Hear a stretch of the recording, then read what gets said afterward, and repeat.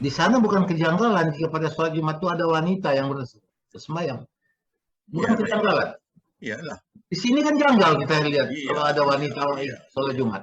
iya, iya. Tapi Karena tidak wajib, wanita itu tidak wajib, dan itu ada madhabnya. Kalau di Indonesia kan yang dipakai madhab Syafi'i, sedang di sana pakainya Maliki ya Pak ya?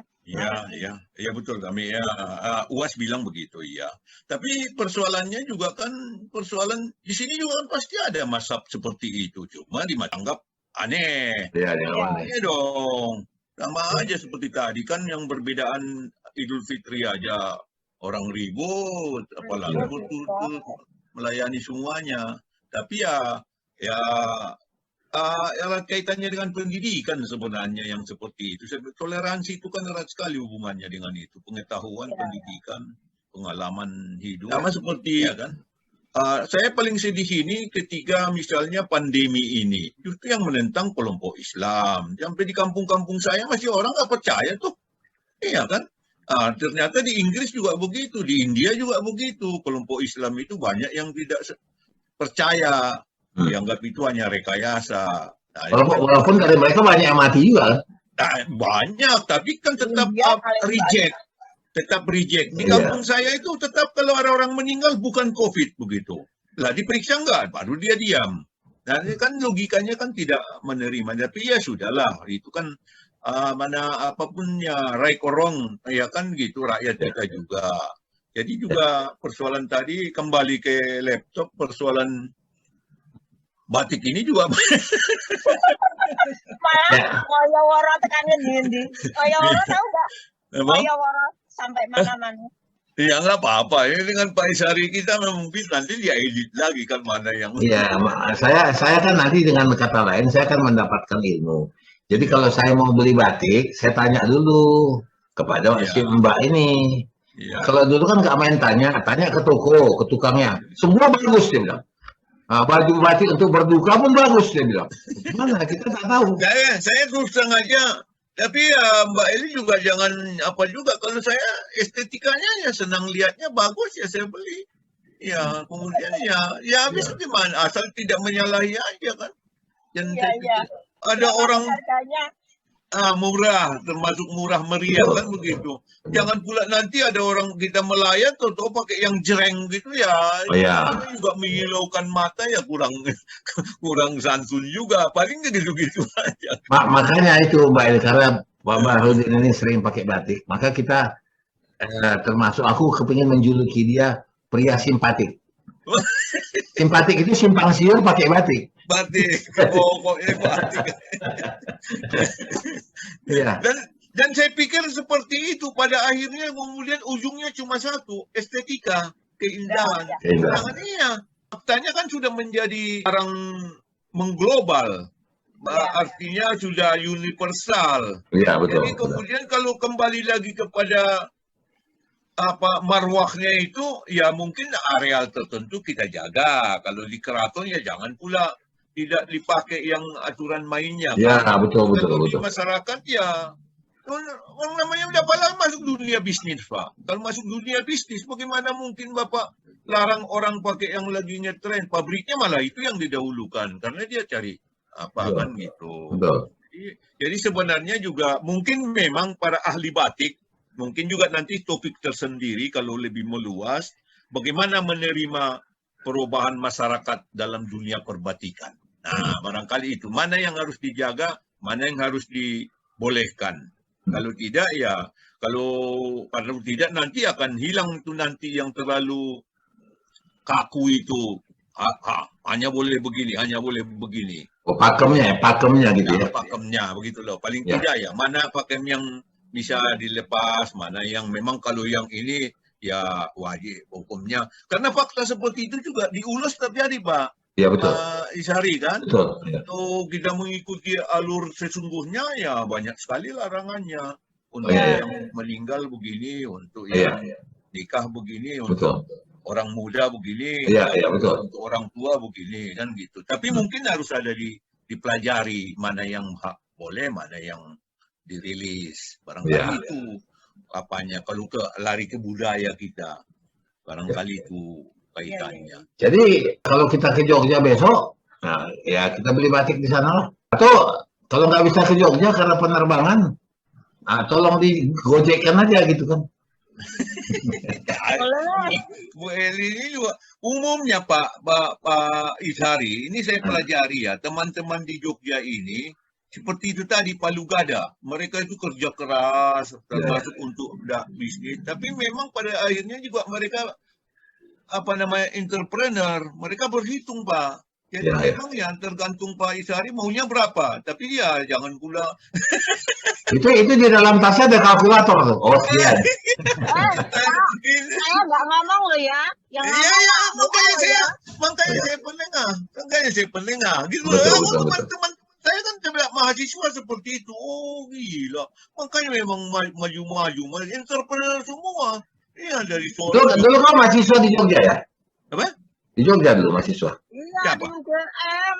Berapa lama di Jogja dulu tinggal? Saya? 9 tahun saya. Oh, pantas. Udah 2 generasi mahasiswa, anak saya 4-5 tahun. Aku nggak pernah tinggal di Jogja. Dari Tugu asli sampai sekarang sudah tidak asli, tahu dealer Yamaha, tahu pasar Keranggan, Masya Allah. Ya.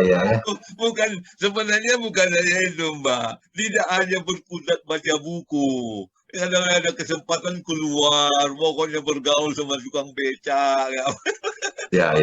Tiba-tiba Jogja masih hafal semua, Mas. Iya, cuma bagaimana? Soto sumuk di mana? Tempat-tempat makanan tahu lah ya. Pokoknya semua. Nah, tapi hubungan seperti ini, Pak, sejak mahasiswa teman-teman itu gitu, Pak Ishari. Tapi kalau nanti bikin status ya Pak Ishari, itu rinci detail. Sampai ini yang di pojokan ada dealer Yamaha. Iya. Ngekek sendiri saya. Kalau baca statusnya itu jarang saya diem.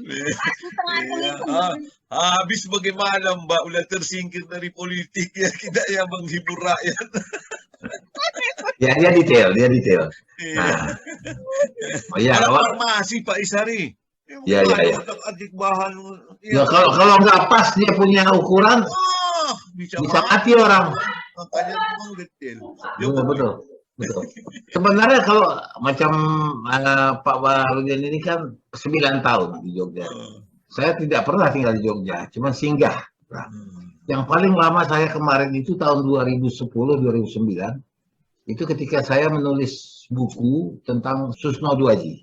Nah, itu saya menulis di sana, Pak. Kenapa sekarang saya menulis di sana? Karena saya punya teman di Papringan itu yang punya percetakan. Jadi buku itu indie. Saya bikin sendiri, saya tulis sendiri, saya cetak sendiri. Jadi saya waktu itu ada kurang lebih 6 bulan ada di Jogja. Nah, entah bagaimana buku itu saya mencetak hanya pre on demand ya, hanya mencetak 1000 buku lah. Siapa yang mau beli? Pikiran saya siapa yang mau beli? Saya nginap di hotel Ibis di belakang mall itu, Mall di Malioboro yang gede itu. Ya. Nah kalau malam, saya duduk di sana di McDonald ya. Jadi kan 24 jam, saya bisa ngetik di situ. Sambil lirik-lirik cewek lewat. Gak ada lagi jam 12 malam yang lewat. Itulah orang main ngamen aja tuh. Nah yang hebatnya, saya malah didatangi oleh seorang bapak-bapak yang bertelepon sama saya, Pak saya di airport, saya mau jumpa Bapak. Saya bilang kalau gitu kita jumpa di McDonald itu. Dia datang. Ternyata dia pastor dulu. Terakhirnya dia adalah direktur penerbitan Gramedia. Siapa? Namanya Pak Wandi Brata. Dia datang terus ngomong bisnis. Dia bilang, Pak, kami ambil alih ini buku. Loh, saya bilang, siap juga belum? Saya bilang, bukan, kami dengar dari kawan kami bahwa Bapak sedang menulis buku tentang Susno Duaji. Jadi kami mau beli ini buku. Saya bilang, nggak bisa dong, saya sedang kerja sama teman saya yang bantu saya di percetakan. Mengapa? Dia panggil teman itu, kita panggil teman, kita berembuk lah. Pokoknya dia ambil alih buku ini. Dia bilang, saya tidak hanya cetak 1000, saya mau cetak 30.000 buku. Wah, kaget kita. Meledak lah bisnis. Nah, meledak kan begitu kan. Nah, kemudian tapi harus ada logo Gramedia. Iya, iya. Nah, terus saya kan harus siapkan itu buku, mau diperpanjang. Tapi saya perlu sama dia. Sebab waktu itu rencana akan ditampilkan oleh Andino ya di acara Kick Andy. Oh ya. Nah, kalau Kick Andy lain, Andino yang bilang, Bang, dia kalau panggil saya komandan, jangan tunggu selesai persoalannya. Nggak laku ini buku nanti, lagi begini, langsung aja di tengah-tengah persoalan, terbitkan bukunya. Karena saya mau masuk 2 minggu lagi di acara Kick Andy. Wah, jadi diputuslah itu di halaman 190. Padahal saya ada rencana 300 halaman. Ini menarik. Kita buatlah di Kick Andy tampil.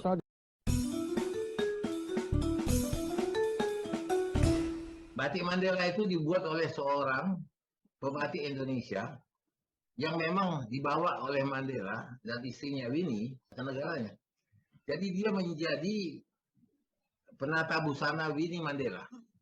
Namanya orang Indonesia, namanya Nanang Syarda. Nah, itu kebetulan teman saya juga, dia kasih saya ada satu batik. Dan batik itu memang tidak gampang, ada ceritanya. Ya, begitu satu kain itu ada cerita tentang perjalanan satu kerajaan sampai nanti menjadi Gemah Ripah Lojenawi, itu digambarkan. Nah, terus saya mau tanya gini, di Medan itu ada seorang pengulos yang sangat luar biasa. Apakah itu batik juga saya nggak tahu. Saya tanya sama dia, itu batik? Iya batik bang, teman modelnya ulos. Namanya Torang Sitorus. Ya, di Jalan Hasanuddin dia punya sanggar. Mungkin itu yang dimaksudkan tadi oleh Mbak Eli, bahwa itu batik Medan. Dan kalau kita lihat, motifnya motif Batak itu yang ada cicak, terus ada lambang-lambang begitu. Ya. Itu kan kita sebut desain kan, pola. Iya kan? Ya namanya Medan. Tapi ya persoalannya tidak dibuat di sana, itu yang masih diceritakan. Oh ya, tapi gini, makanya kenapa saya katakan tadi si Torang ini, Torang ini produksi sendiri sekarang. Jadi dia bukan produksi di Medan. Bisa jadi dia pelajari ya. Ya, memang dia itu. Dan dia sekarang menghidupkan inang-inang, ya. Inang-inang apa Pak? Ibu-ibu, emak-emak. Yang ada di tepi Danau Toba. Hampir semua di kota-kota kecil itu dia koordinir itu. Nah sekarang mereka memakai kain yang lebih halus. Kalau kain ulos kan kasar. Nah dia bilang sama saya, bang sekarang saya masukkan kain dari Jepang. Yang seperti sutra tapi bukan sutra. Tapi kehalusannya seperti sutra. Inilah saya kasih pada emak-emak itu menjadi home industry. Luar biasa tuh orang itu. Ya, saya koreksi sedikit ya. Memang kan batik bisa dipelajari. Orang cantingnya aja juga banyak dijual. Malam juga banyak dijual. Seniman memang bisa dia produksi sendiri. Yang saya maksud tadi itu untuk bisnis pasaran loh. Yang dia bawa, yang desain dibawa ke Jogja. Oh ya. Dikirim ke daerah-daerah. Kalau untuk tertentu, saya malah pernah tahun 82 saya pergi ke Michigan State University. Di Owen Hall-nya itu, dia pampangkan justru di situ batik. Dan saya tulis itu. Kebetulan mereka juga banyak, bahkan di Lansing Community College, itu diajarkan untuk orang-orang tua bagaimana membatik. Bahkan persis seperti yang, tapi kan untuk seni, untuk untuk kesenangan orang per orang. Kalau kita lihat juga Malaysia juga membuat batik sendiri, dia bilang khasnya sendiri. Dan kemudian juga dari Sri Lanka juga saya lihat produksi Sri Lanka mungkin tapi kan yang namanya batik yang UNESCO tetapkan itu bahwa batik Indonesia itu ya memang heritage gitu loh. Nah, persoalan dipelajari apalagi untuk seniman art itu bisa aja satu melakukan itu. Tapi untuk sebuah bisnis biasanya kalau etnik dari daerah itu dipesan di Jogja atau di Cirebon, kemudian atau Pekalongan atau Solo, kemudian dipasarkan di sana lagi gitu loh. Tapi kan begini kan Mbak Eli, batik-batik antara misalnya Jogja, Solo, Pekalongan, itu beda-beda kan? Ya. Dari mana kita melihatnya, Mbak Eli bisa melihat? Ada ciri khasnya sendiri. Kalau ciri khas warna itu kalau Jogja cenderung gelap, Jogja ini dari segi warna dulu, Jogja cenderung gelap. Terus ini apa ya bahasa Indonesianya ya? Kalau Jogja, Solo itu miyayeni. Miyayeni itu ya warna-warnanya, corak-coraknya itu ya corak-corak piyayi. Piyayi itu apa Pak BA? Iya, ningrat bangsawan. Corak-coraknya seperti itu. Ya. Kalau Pekalongan itu memang terkenal yang paling murah di antara Solo, Jogja, Cirebon ya. Paling murah itu Pekalongan, tapi dia coraknya corak nyeper. Ya. Hotel apa? Cetar gitu loh, cetar. Oh, cetar. Ngejreng. Oh. Ya. Susah bahasa Indonesia kita ini mencari cetar, cetar gitu. Jadi misalnya kuning ya kuningnya nyolok, merah gitu. Kalau kuningnya kuning Golkar gitulah ya. Kalau hijau. Ya gitu. Hijaunya hijau P3 gitu kan.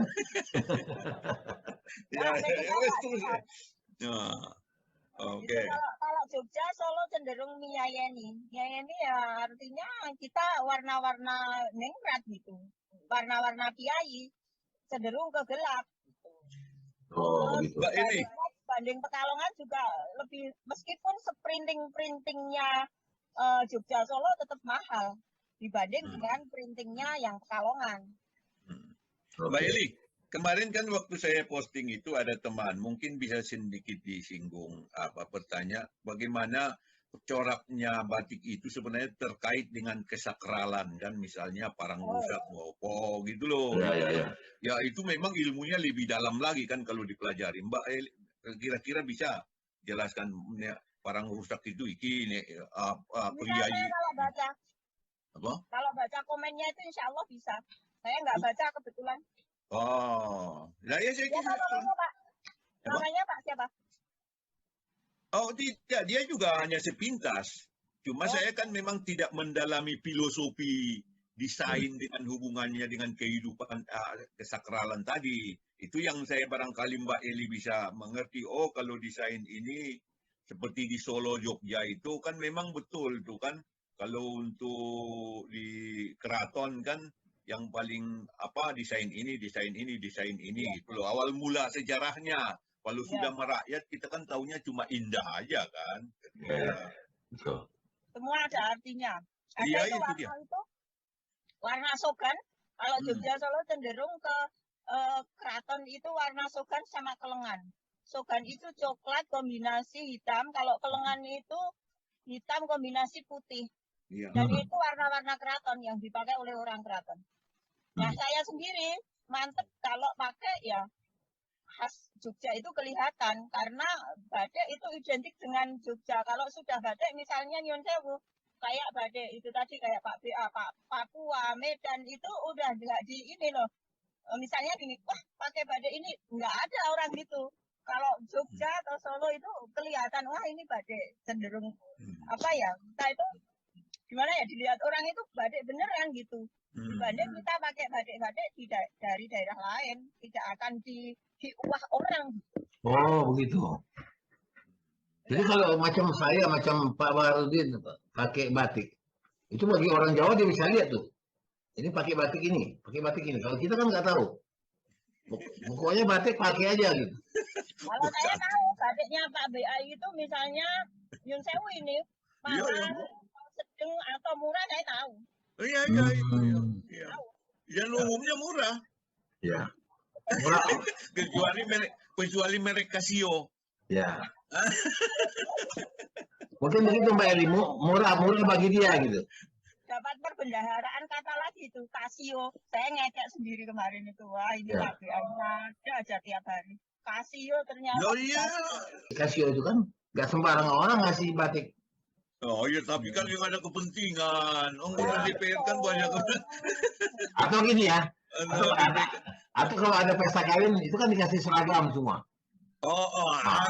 Saya paling norak itu seragam itu. Itu saya cenderung seperti Pak Ishari. Ini Monsewu loh Mbak Eli, ya kan perempuan paling suka itu kan seragam atau serimpit. Wah, saya paling nggak pernah nyambung tuh. Ya udah sampean buat saya nggak. Aku bilang nanti satu baru serimpit Pak Ishari. Yang pasangan suami istri satu desain begitu. Itu serimpit namanya. Jadi itu lagunya, Oh. aduh, saya paling ogah itu. Ya, kalau itu ya saya nyonya. Kalau orang bilang, kok banyak kali anak kembar? Katanya kok banyak kali anak kembar semua. Potongannya Pak BA itu wataknya gitu. Paling dia itu nggak peduli. Jadi kalau gitu, lain kali kalau saya ya mau beli batik yang bagus, nanti saya pergi ke Jogja ke Solo, saya harus tanya Mbak Eli nih, Din. Kenapa? Jangan nanti saya udah bangga belinya, begitu saya pakai dinilainya, batiknya batik kelas berapa? Kita nggak tahu coba. Oh iya, itu. Saya nggak mau kalau cuma tanya, ngajak saya. Oh, ya lebih bagus. Lebih bagus, jadi tunjukin beli ini, gitu kan lebih bagus. Kita kan khawatir salah, misalnya gini, ada makna-makna lain. Saya kira di baju Tapanuli itu ada, jadi ada pakaian yang bisa dipakai untuk pergi ke pesta kawin atau untuk berkabung ada. Itu ada begitu juga. Iya ada. Iya ada. Kita pakai baju batik yang berduka. Pak BA itu sering ke Jogja tapi nggak pernah ngabarin, tahu-tahu udah posting di Jogja gitu. Oh iya, tapi kan takut nanti tidak nyambung partainya kan. Ya, partainya ya. Iya. Kemarin itu kalau nggak gara-gara badai dan ada perbedaan, kok komennya kok kayaknya akrab sekali sama teman saya. Sama-sama. Ya dia bilang kita sama, Din. Dia bilang kita sama. Nah, terus cara kita bicara itu, menulis itu pun hampir sama. Nah, sekarang dia lihat bagaimana cara kita bicara. Ya kok sama juga. Jadi boleh kita korek nih Pak Bardin. Jadi bagaimana melihat Maroko? Kita kan anjang sana saja. Kita kan berkunjung. Berapa lama itu? 4 bulan. Ternyata dia, anaknya juga sekarang masih di Maroko ya? Udah lulus, sudah S2 di UGM dulu. Banyak. Ada yang di Tanjir, ada di Otsna. Ini yang di mana? Marrakesh apa ya? Marrakesh. Tanjir ya, sekolah agama yang bagus atau universitas ya. Yang bagus itu adalah di Fes. Itu adalah universitas tertua di dunia. Ya. Nah, jadi bukan Al-Azhar. Al-Azhar, bukan. Itu Al-Khawajirin di Fes. Dan itu di tengah-tengah pasar. Di tengah-tengah, kalau kita bilang di tengah pasar-pasar yang berantakan, disitulah dia. Yang mendirikan adalah 2 orang adik kakak perempuan. Nah, itu luar biasa. Saya beberapa kali ke sana dan memang itu ada belajar bahasa Arab. Yes ya. Nah, cuman pengantarnya bahasa Inggris. Itu kesulitannya. Saya kira itu juga kesulitan dari Mbak Eli ya. Karena pengantarnya adalah bahasa Inggris untuk belajar bahasa Arab. Yang lebih mudah itu kalau pengantarnya bahasa Indonesia, belajar bahasa Arab. Jadi di Maroko itu Pak BA, saya kursus bahasa Arab, pengantarnya pakai bahasa Inggris. Ya persis. Dari Gontor ya dia kumlot dia bahasa Inggrisnya kan nggak masalah lah. Saya ini yang dari Fakultas Dakwah, IAIN Sunan Kalijaga, kursus bahasa Arab, pengantarnya bahasa Inggris. Lah saya bahasa Inggris sama bahasa Arab kan terbalik ya, maunya belajar bahasa Inggris dengan bahasa pengantar bahasa Arab ya. Bagaimana Mbak Eli melihat Maroko? Bayangkan itu satu negara, itu negara ya, di mana Islam itu 99,9%. Itu dahsyat. Dan masjid di mana-mana. Saya kan kaget. Saya pun kaget. Modern kan? Modern. Nah, itu dia. Nah, sekarang kan masjid terbesar kedua di dunia itu kan ada di sana. Di Casablanca. Masjid Hasan. Nah, Hasan. Kemudian yang saya kaget juga ketika sholat Jumat, Pak. Saya buru-buru mau sholat Jumat, sudah azan. Bawa kejar-kejaran, tapi supir yang bawa saya pelan ya, tenang aja. Saya bilang udah telat ini, tenang aja Pak. Begitu masuk sampai sana, ya udah nggak bisa, udah mau habis. Terus udah tunggu aja Pak. Nah, kita masuk trip kedua, ada trip kedua. Gitu ya. Jadi kalau kita mau sembahyang Jumat, ada trip kedua, tunggu aja. Nah, saya juga nggak ngerti apakah karena kapasitas atau karena itu secara agama boleh nggak gitu. Kita kan di sini kan tidak, telat-telatlah kau katanya. Sebenarnya sah aja kan. Sah aja ya. Cuman di sini tidak terbiasa. Ya, betul, betul. Iya, itu aja. Betul. Itu juga saya lihat bahwa di biasa dan ditentang. Selama pandemi itu kan kemarin mau di model gitu, Pak. Tapi kan tidak Iya, disetujui ya, Pak, iya. ya. Nggak Di setuju sini kemarin di, waktu pandemi kemarin. di sini istihadnya agak kurang kan untuk menerima. Orang banyak umat Islam nggak percaya pandemi, COVID kok. Jadi memang ya, kemudian kita toleransi juga lemah. Kalau seperti di negara-negara maju kan orang 4 hari berturut-turut Idul Fitri biasa aja kan, itu kan keyakinan. Iya, betul. Kalau di sini mana orang berbeda hari aja NU Muhammadiyah udah ribut. Dan saya melihat di sana bukan kejanggalan jika pada sholat Jumat itu ada wanita yang bersemayam. Bukan kejanggalan. Iyalah. Di sini kan janggal kita lihat kalau ada wanita sholat Jumat. Iya. Tapi karena tidak wajib, wanita itu tidak wajib dan itu ada madhabnya. Kalau di Indonesia kan yang dipakai madhab Syafi'i, sedang di sana pakainya Maliki ya Pak ya. Iya betul kami UAS bilang begitu ya. Tapi persoalannya juga kan di sini juga kan pasti ada mazhab seperti itu, cuma dianggap aneh. Iya dong. Sama aja seperti tadi kan yang perbedaan Idul Fitri aja orang ribut, apalagi berturut-turut melayani semuanya. Tapi ya kaitannya dengan pendidikan sebenarnya yang seperti itu. Toleransi itu kan erat sekali hubungannya dengan itu. Pengetahuan, pendidikan, pengalaman hidup, ya kan?